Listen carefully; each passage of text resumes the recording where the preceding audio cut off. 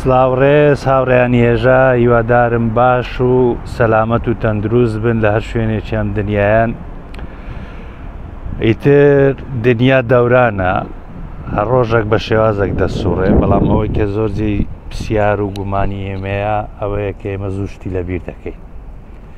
یعنی ئێستا ئەوڕۆ ئەوە مەسعود بارزانی دەست لەسەر سینگە لە بۆ کاک مالیکی، ئەو مالیکیە کە پێشتر پێیان دەبۆ دژی کووردە و هەموو ئەوانەی کە دەنجی ناڕەزاییشیان بەرز دەکردەوە پێیان دەگوت جاشی مالیشی. ئێستا پێمان برێن چێ جاشی مالیکیە؟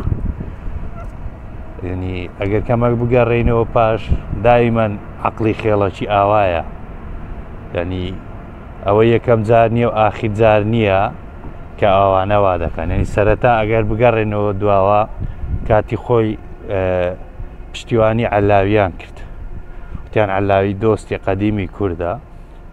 عەلاوی مادەی 58 دەستوری عێراقی لەبار برد، دوای دژی ڕاوەستان، وتیان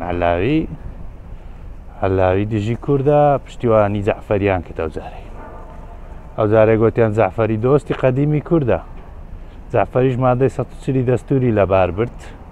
دوای ماوەیەک دژی جەعفەری وەستان، گوتیان دژی کووردە، با پشتیوانی مالیکی بکەین.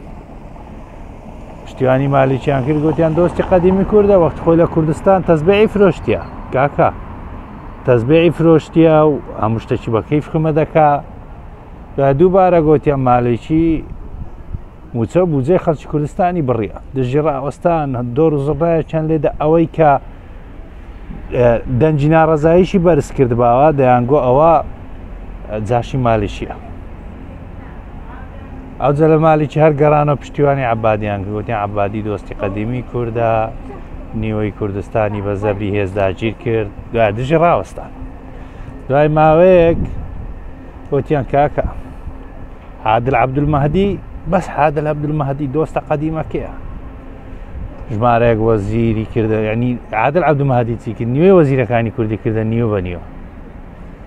دا دژی عادل عەبدولمەهدیش ڕاوەستان، وتیان دژی کووردە، پشتیوانی کازمیان کرد، کازمی دۆستی قەدیمی کووردە، کازمی خەریکە فەوجە خەفیفەکانی سەردەمی بەعزدا دەمەزرێنتەوە، کە دای مەزراندەوە نەک دادەمەزرێنتەوە. ئیتر ئەوەیە عەقڵی خێڵ، قەت گەشە ناکە هاوڕێیان، هەر لەو شێوازە دەمینێتەوە ئاوایە. یعنی بینە بەرچاوتان ئەوەی کە بارزانی بەڕێوە دەبا عەقڵیەتی خێڵە، قەت تێناگەن، قەت تێناگەن. وە من زیاتر لە کاتان ناگرم، تەنها ئەوەیە ویستم ئەوەتان بەبیر بێنمەوە. ئەوانەی دوورێ بەمەیان دەگوت جاشی مالیکی، دەی ئێستا سەرۆکتان جاشی مالیکێت جەناب. ئەوانەی دوونێ دەیانگۆ مالیکی دژی کووردە، ئەو ڕەهاتە هەولێرێ و دەشیکەنەوە سەرۆک وەزیران ئیتیفاقی لەگەر دەکەن لە هەڵبژاردن لە بەرەوەی کورسێکتان زیاتر بداتێ، وەزیرێکتان زیاتر بداتێ. ئیتر ئاوایە دنیا. جاش مالیکیەکان سڵاوی گەرم و گوڕتان لێبێ، هیوادارم باش بن، هەروم وەختێک قەت خراپ نەبن.